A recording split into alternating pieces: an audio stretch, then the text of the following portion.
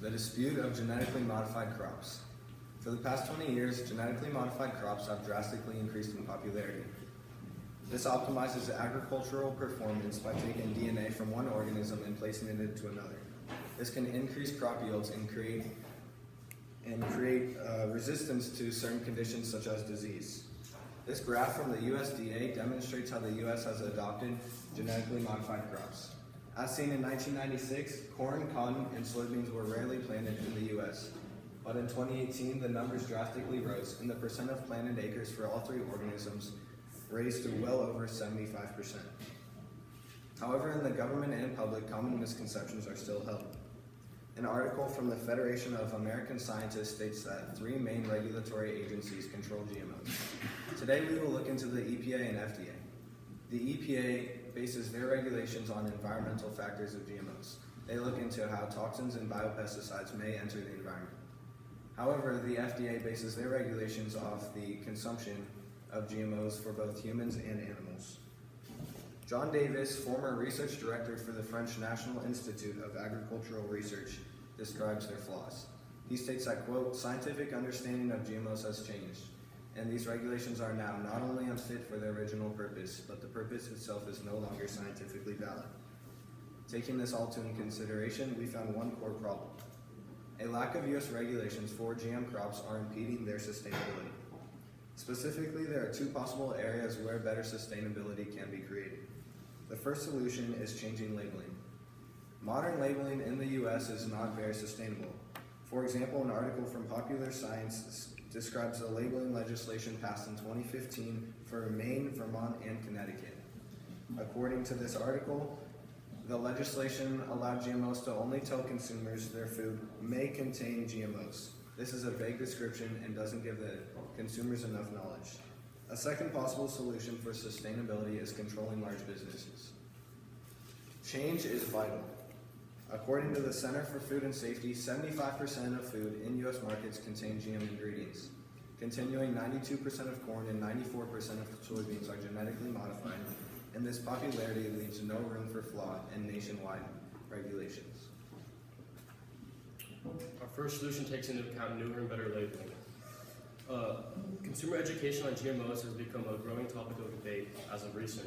In fact, USA Today reporter Patty Zarling notes that in a 2018 study done by the Hartman Group, nearly half of the participants said they'd avoid purchasing foods with GMOs, and a third said they'd avoid supporting companies that use GMOs in their products. However, when the Hartman Group asked about GMOs 11 years prior, just 15% of those surveyed said they'd avoid them. According to a survey done by Consumer Reports in 2014, it was found that 72% of adults explicitly avoid purchasing foods with genetically engineered ingredients. Along with this, 92% of consumers want genetically modified food to be labeled before it is sold and meet government safety standards. With this, the Cornucopia Institute states that in a poll of about 2,000 adults in 2016, it was found that 75% are in support of better GMO labeling legislation, and 78% mandate that this labeling legislation is on the federal level.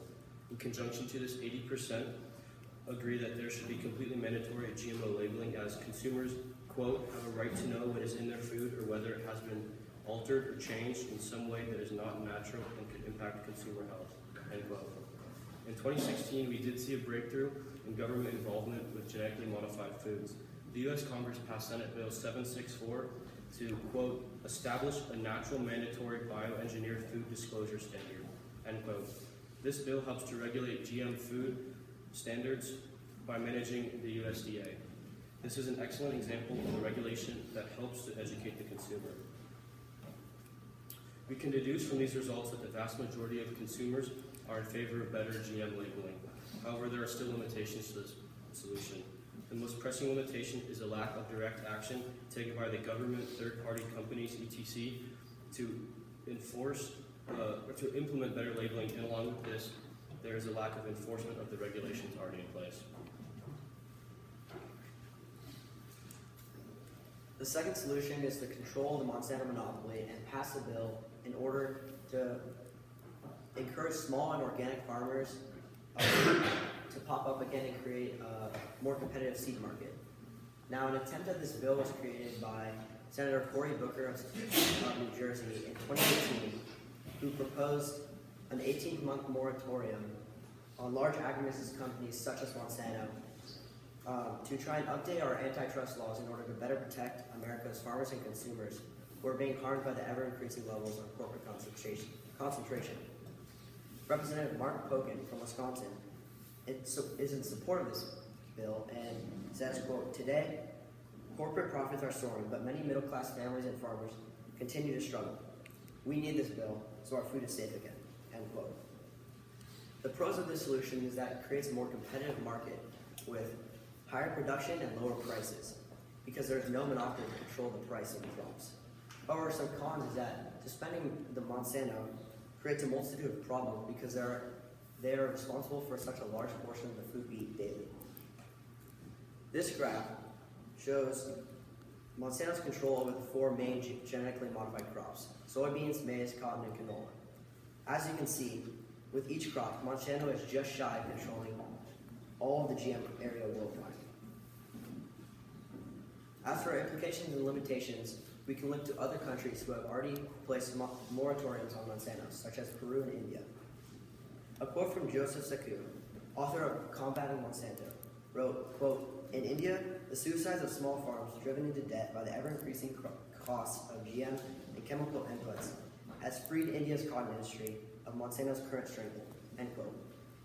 As a result, the seed market is more competitive because small and organic farmers are not forced to buy Monsanto's crops. Although Peru implemented a 10-year moratorium in 2016 on Monsanto, or 2011 on Monsanto, sorry, 6 years later, the moratorium was not fully operational, and the Global Agricultural Information Network reports, quote, "Imported seed shipments have raised concerns from seed traders," end quote. Now, Peru may be an example of the difficulty of enforcing such a bill and the slip-ups that could arise. For these reasons, passing such an effectual and significant bill may be difficult because Congress members may be scared of how big and the impact that it may have.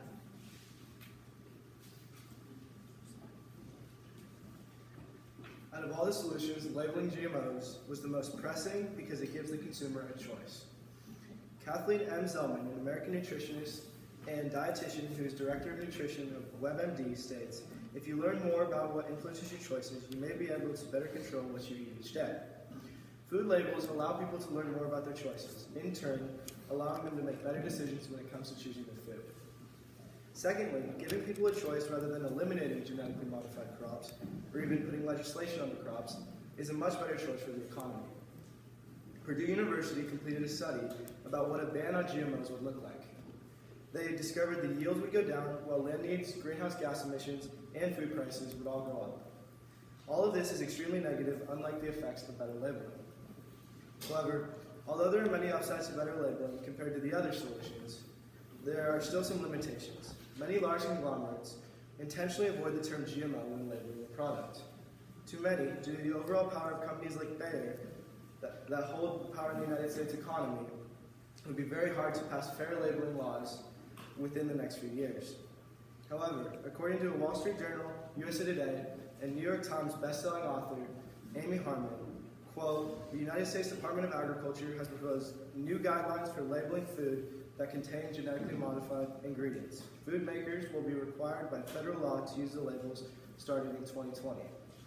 These new laws created by the United States Department of Agriculture prove that passing laws for better labeling is a great solution supported by many. Overall, better labeling is the best solution for the dispute of genetically modified crops due to large support by the people, minimal negative effects on the economy, and new laws that have already been set in place this year, proving that it is a very plausible solution that can help many."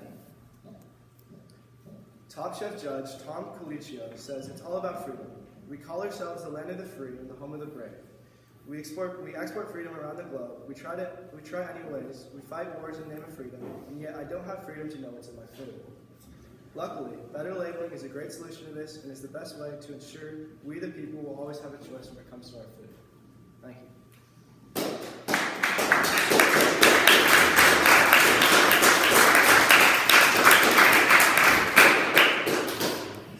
Nice job, guys. Got a few questions for you, and we'll just work our way straight across. So, Peter, describe how the content of your presentation overall was changed as a result of you guys talking about it. What one thing emerged from that conversation? So originally we were actually going to do 3 solutions. The last solution being pesticide drift.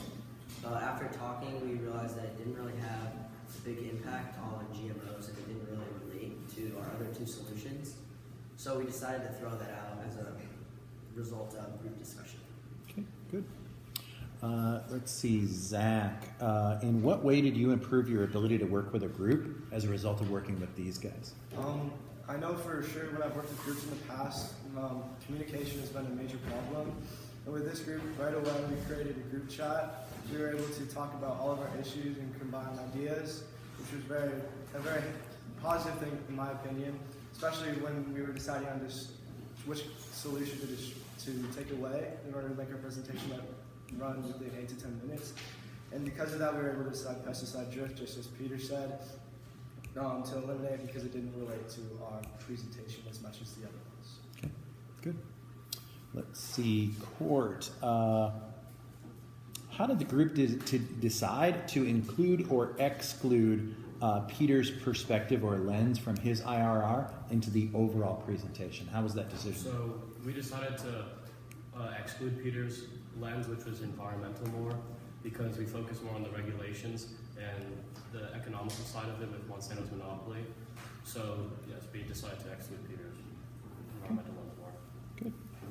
And then finally, Connor, what's an example of a compelling argument from one of your reports that you guys decided to exclude?